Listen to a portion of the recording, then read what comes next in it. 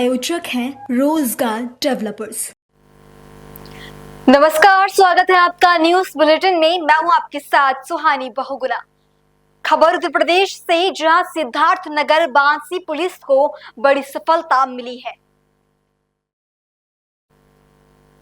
Police ने 2 सालों से फरार एक इनामी अभियुक्त को गिरफ्तार किया है।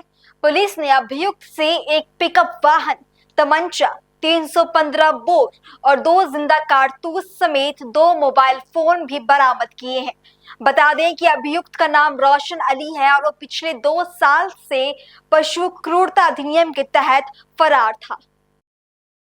श्रीमान पुलिस अधीक्षक सिद्धार्थ नगर महोदय के निर्देशन में अपराध एवं अपराधियों विरुद्ध चलाए जा रहे अभियान के क्रम में आज दिनांक 4 मई 2025 को बांसी पुलिस टीम द्वारा मुकदमा अपराध संख्या 374/2023 धारा 3(5)(a) 8 भूगत निवारण अधिनियम व धारा 11 पशु क्रूरता निवारण अधिनियम तथा मुकदमा अपराध संख्या 376/2023 धारा 279 304(a) भारतीय दंड संहिता व 184 MB एक्ट में वांछित पुरस्कार घोषित अपराधी रोशन अली पुत्र कादिर अली निवासी अहरोली दुबोली टोला तकिया थाना गोपालपुर जनपद गोपालगंज बिहार को एक अदद अवैध तमंचा 315 बोर 2 जिंदा कारतूस व एक अदद बिना नंबर प्लेट पिकअप के साथ पकड़ा गया है।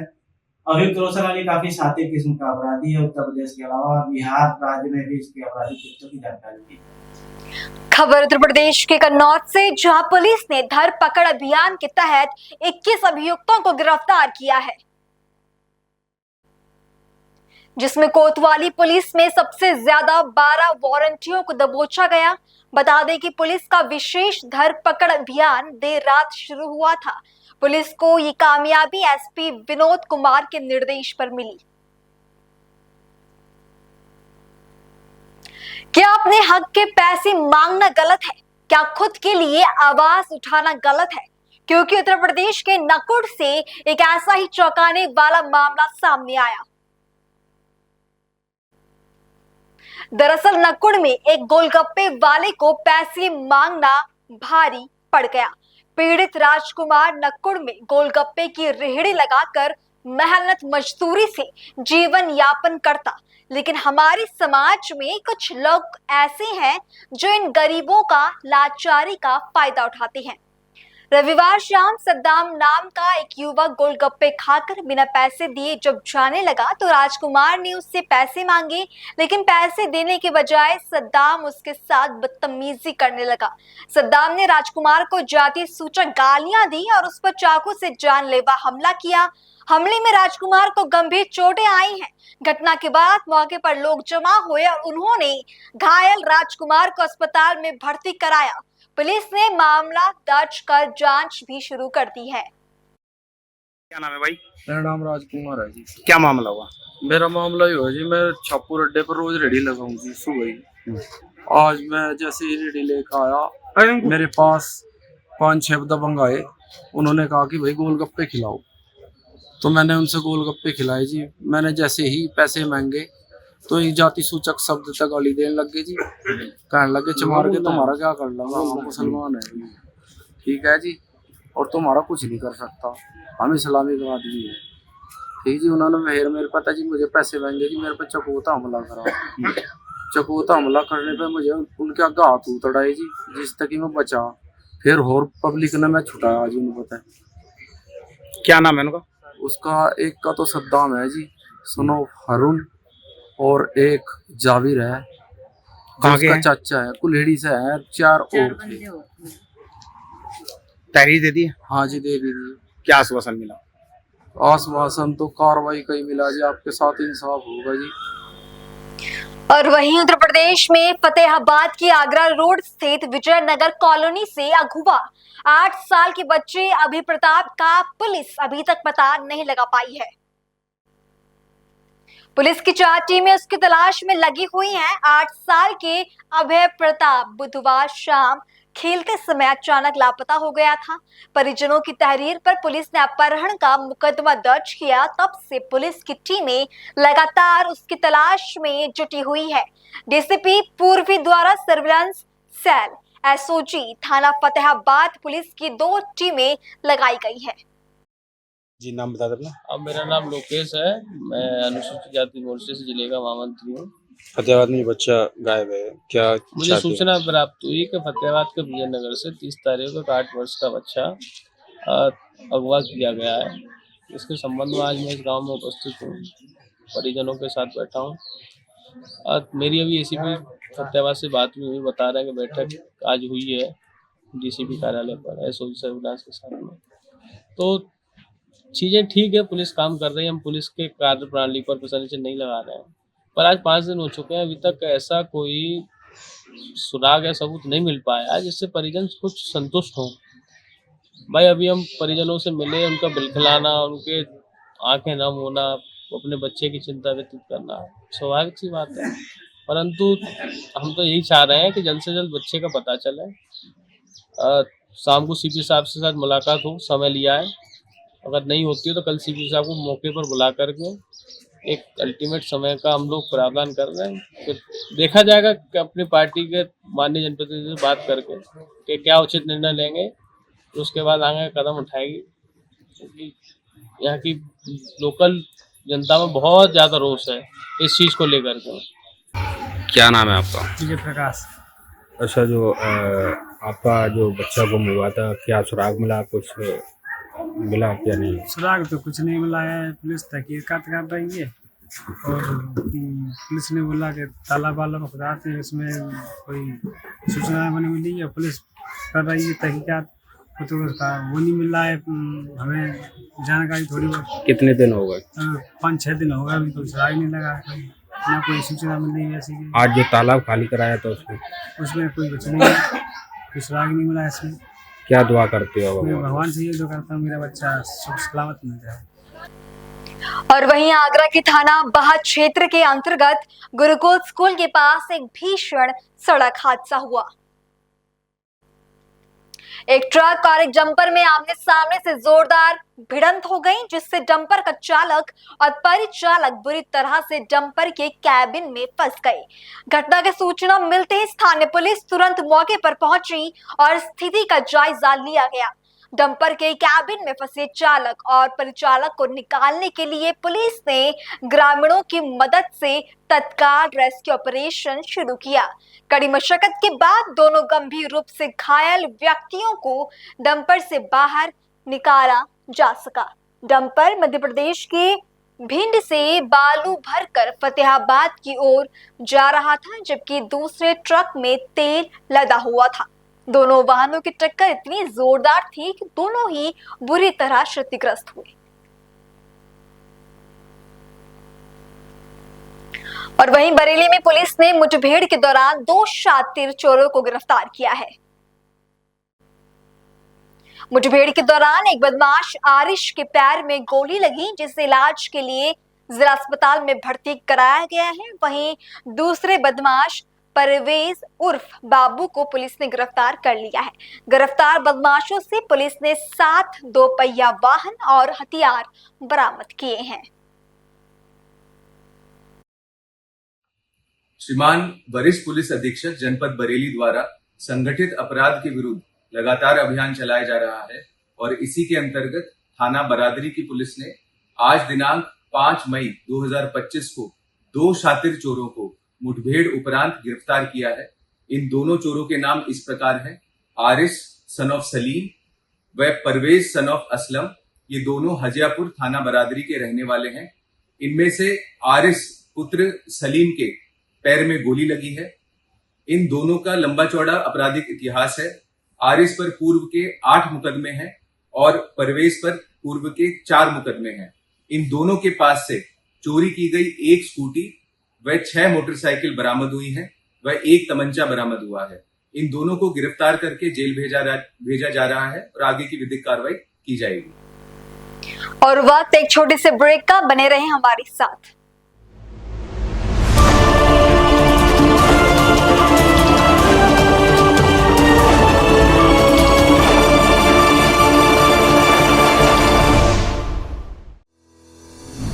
रोजगार डेवलपर्स, a unit of रोजगार डेवलपर्स एंड प्राइवेट लिमिटेड। घर वहीं जहां हो आपका भरोसा। पिछले 15 सालों से आपके सपनों का घर हमारी प्रतिबद्धता। रोजगार डेवलपर्स का पता है शिमला बाईपास रोड, गणेशपुर, देहरादून। रोजगार डेवलपर्स से संपर्क करने के लिए अभी डायल कीजिए 9897054026 पर या 8433207910 पर।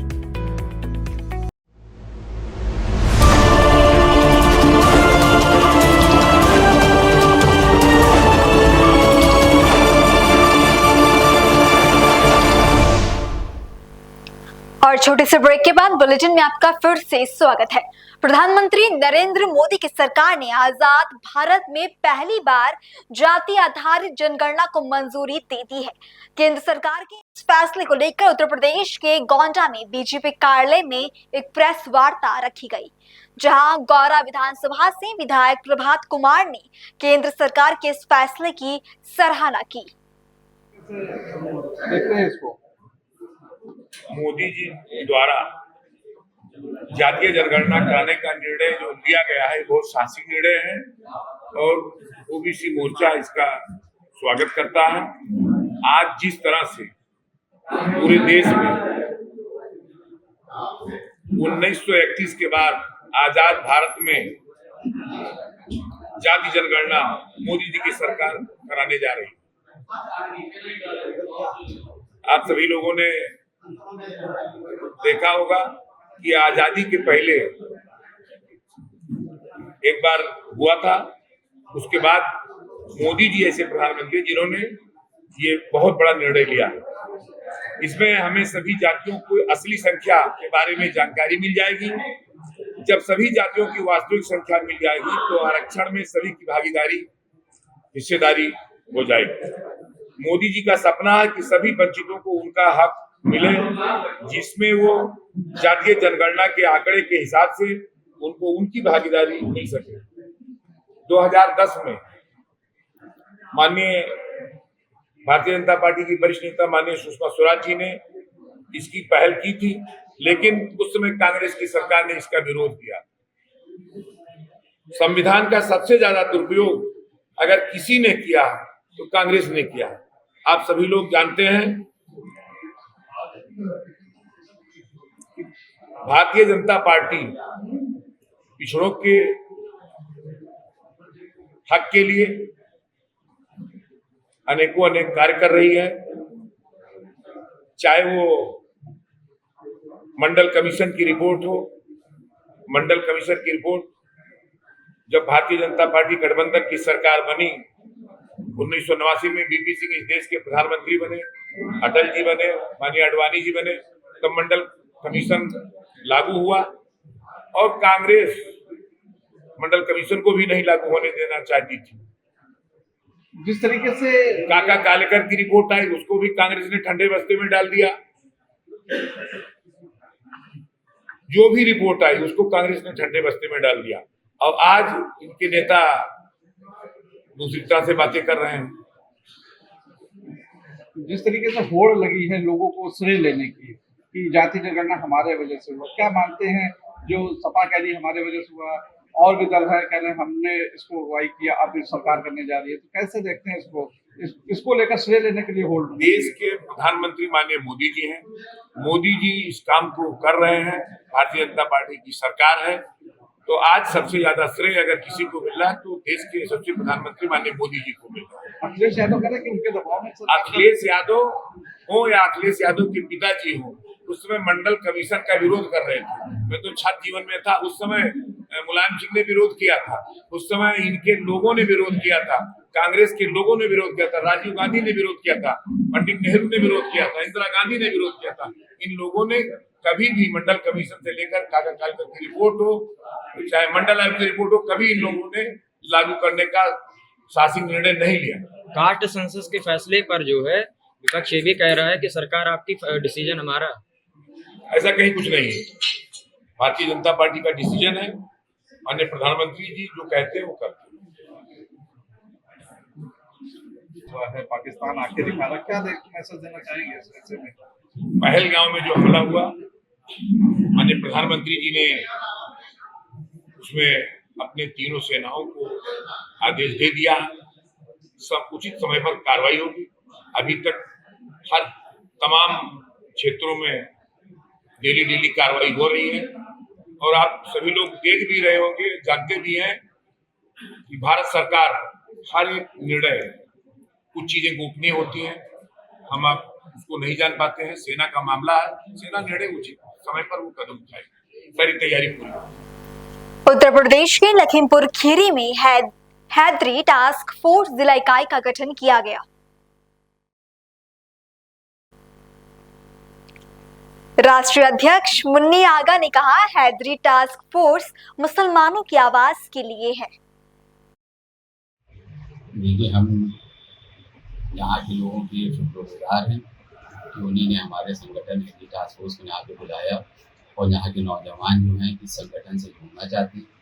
हमारे संगठन का सिर्फ एक मकसद है, वो है कि लोगों को इंसाफ दिलाए और संगठन के अंदर कोई जात पात नहीं, हम लोग का है इत्तेहाद, मिलजुल के रहना है।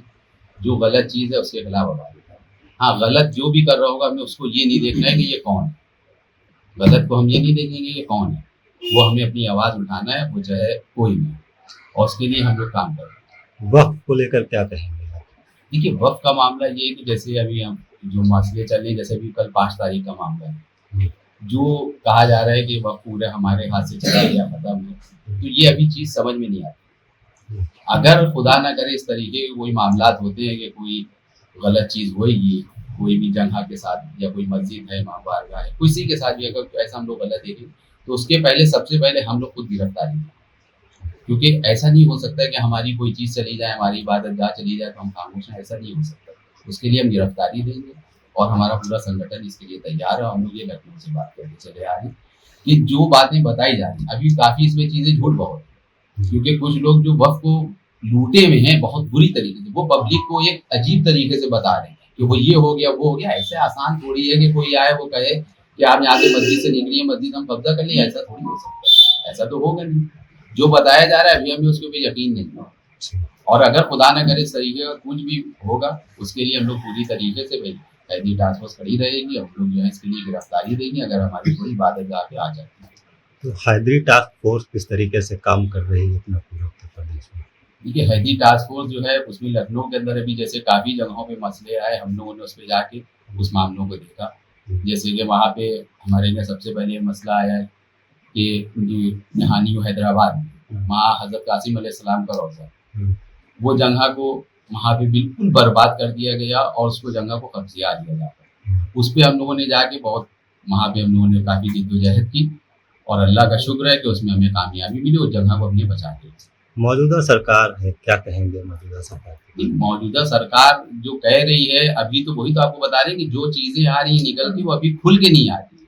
जो वक्फ को दबोचे बैठे अभी तो वो बहुत जहर उगल है ना। अभी तो ये सामने तो है कि क्या है, अभी जैसे लिस्ट नहीं आई है कि क्या होना है क्या नहीं होना है, वो तो हम पहले तो समझ आ रहे हैं कि पब्लिक एक जो है वो जोश में आ जाए, वो ये करने लगे, ऐसा नहीं हो सकता। खबर कर्नाटक के हुबली से, जहां केंद्रीय मंत्री प्रहलाद जोशी ने एक बयान देते हुए कहा कि पाकिस्तान के संबंध में जो भी आवश्यक कार्रवाई होगी केंद्र सरकार करेगी। पाकिस्तान पहले से ही इससे जूझ रहा है। ಏನು ಕ್ರಮ ತೆಗೆದುಕೊಳ್ಳಬೇಕು, ಈಗಾಗಲೇ ಡಿಪ್ಲೊಮ್ಯಾಟಿಕ್ ಆಗಿ ವ್ಯಾಪಾರದ ದೃಷ್ಟಿಯಿಂದ ಏನೇನು ಕ್ರಮ ತೆಗೆದುಕೊಳ್ಳಬೇಕು ತೆಗೆದುಕೊಂಡಿದೆ ಮತ್ತು ಪಾಕಿಸ್ತಾನ ಒದ್ದಾಡ್ತಾ ಇದೆ ಅನ್ನುವಂಥದ್ದು ಎಲ್ಲಾ ಮಾಧ್ಯಮಗಳಲ್ಲಿಯೂ ಅಲ್ಲಿನ ರಿಪೋರ್ಟ್ಗಳ ಆಧಾರದ ಮೇಲೆ ವರದಿಯಾಗಿದೆ. ಉಳಿದಂತೆ ಏನು ಕಟ್ಟುನಿಟ್ಟಿನ ಕ್ರಮ ತೆಗೆದುಕೊಳ್ಳಬೇಕು, ಭಾರತ ಒಂದು ಬಹುದೊಡ್ಡ ವಿಶಾಲವಾದಂತಹ ದೇಶ, ಅದಕ್ಕೆ ಏನೇನು ಕಾಳಜಿ ತೆಗೆದುಕೊಳ್ಳಬೇಕು, ಪ್ರಿಕಾಷನರಿ ಮೆಜರ್ ತೆಗೆದುಕೊಂಡು ಸೂಕ್ತ ಸಮಯದಲ್ಲಿ ಸೂಕ್ತ ಕ್ರಮವನ್ನು ಖಂಡಿತವಾಗಿಯೂ ಆಗ್ತದೆ. ಯಾವುದೇ ಸಂಗತಿಗಳಿಗೆ ಕಾಲಮಿತಿ ಹಾಕಿ ಹೀಗೆ ಮಾಡಬೇಕಂತ ಆಗೋದಿಲ್ಲ. ಯಾಕಂದ್ರೆ ಯಾವುದೇ ನಿರ್ಣಯವನ್ನು ಮಾಡಿ ಅದಕ್ಕೆ ತಕ್ಕಂತೆ ನಾವು ಮುಂದಕ್ಕೆ ಹೋಗ್ಬೇಕಾದ್ರೆ ಅನೇಕ ರೀತಿಯ ಪೂರ್ವ ತಯಾರಿ ಯೋಜನೆಗಳು ಎಲ್ಲವೂ ಬೇಕಾಗ್ತವೆ. ಹಾಗಾಗಿ ಏನು ಕ್ರಮ ತೆಗೆದುಕೊಳ್ಳಬೇಕು, ಯಾವಾಗ ತೆಗೆದುಕೊಳ್ಳಬೇಕು ಅಂತ ಅನ್ನೋದು ಸೂಕ್ತ ಸಮಯದಲ್ಲಿ ಭಾರತ ಸರ್ಕಾರ ತೀರ್ಮಾನ ಮಾಡ್ತಾ ಇದೆ. ನಮ್ಮ ರಕ್ಷಣಾ ಮಂತ್ರಿಗಳು, ನಮ್ಮ ಪ್ರಧಾನಮಂತ್ರಿಗಳು ಎಲ್ಲರೂ ಕೂಡ ಸ್ಪಷ್ಟ ಭರವಸೆಯನ್ನು ಕೊಟ್ಟಿದ್ದಾರೆ.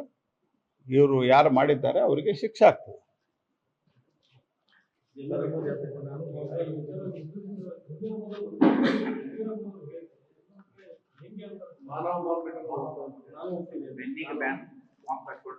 ನೋಡ್ರಿ, ನಾ ಮೊನ್ನೆನೂ ಹೇಳಿನಿ, ಅವರು ಈ ಕಮ್ಯುನಲ್ ಇದೇನು ಮಾಡಿದಾರಲ್ಲ ಅದನ್ನೆಲ್ಲ ಬಿಟ್ಟು, ವಕ್ಫು ಇತ್ಯಾದಿ ಬಿಟ್ಟು, ಮತ್ತು ಈ ರೀತಿ ಬಾಲಿಶವಾಗಿ ಮಾತನಾಡೋದು ಬಿಟ್ಟು ಶಾಂತ ರೀತಿಯಿಂದ ಇದ್ರೆ ದೇಶದೊಳಗೆ ಮಿಲಿಟ್ರಿ ಅದ, ದೇಶದಾಗ ಅರೆ ಸೈನಿಕ ಪಡೆ ಅದ, ಸೈನಿಕ ಪಡೆ ಅದ, ಅವ್ರ ಮೇಲೆ ನಂಬಿಕೆ ಇಟ್ಟು ನಿಮ್ಮ ಬೇರೆ ಬೇರೆ ನಿಮ್ಮ ನಾಯಕರು ಸ್ಟೇಟ್ಮೆಂಟ್ ಕೊಡ್ತಾ ಇದ್ದಾರೆ, ಅದನ್ನು ಬಂದ್ ಮಾಡಿಸಿದ್ರೆ ನಮ್ಮ ಮಿಲಿಟ್ರಿ ಪಡೆ ಜಗತ್ತಿನ 4ನೇ ಅತಿ ದೊಡ್ಡ ಮಿಲಿಟ್ರಿ ಪಡೆ ನಮ್ಮದು. ನಾವು ಏನು ಕ್ರಮ ತೆಗೆದುಕೊಳ್ಬೇಕು ನಮ್ಮ ಮಿಲಿಟ್ರಿ ಪಡೆ ಅವ್ರು ತಗೋತಾರ. ನೀವು ಶಾಂತ ರೀತಿಯಿಂದ ಇದ್ದರೆ ಅದೇ ದೊಡ್ಡ ಸೇವೆ. ಮೊನ್ನೆನೂ ನಾನು ಇದನ್ನೇ ಹೇಳೀನಿ, ಈಗೂ ಇದೇ ಹೇಳ್ತೀನಿ. ನೀವು ಸ್ವಲ್ಪ ಸಮಾಧಾನದಿಂದ ಶಾಂತ ರೀತಿಯಿಂದ ಇದ್ದರೆ ದೇಶ ಆರಾಮವಾಗಿ ಮುನ್ನಡೀತದೆ. ನೋಡ್ರಿ, CM ಅವ್ರಿಗೆ ಯಾರೋ ರಾಹುಲ್ ಗಾಂಧಿ ಗತೆ ಅವ್ರಿಗೂ ರಾಂಗ್ ಬ್ರೀಫಿಂಗ್ ಮಾಡ್ತಾ ಇದ್ದಾರೆ ಅಂತ ನನಗೆ ಅನ್ನಿಸ್ತದೆ.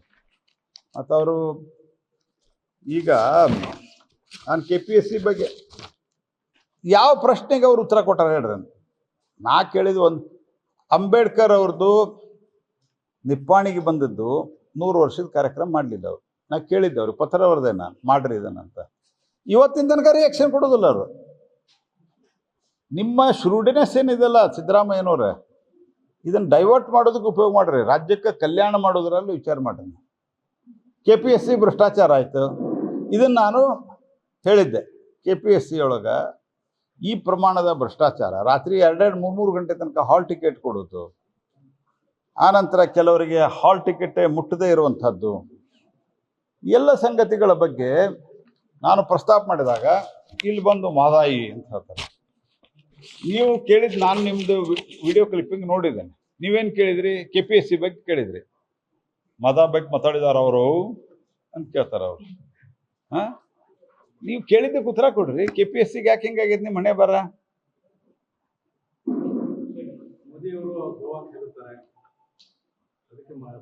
ನಾ ಕೇಳೋದು ನನಗೆ ನೆನಪಿರೋ ಮಟ್ಟಿಗೆ ನನಗೆ ಇಮಿಡಿಯೇಟ್ಲಿ ನೆನಪಿದೆ.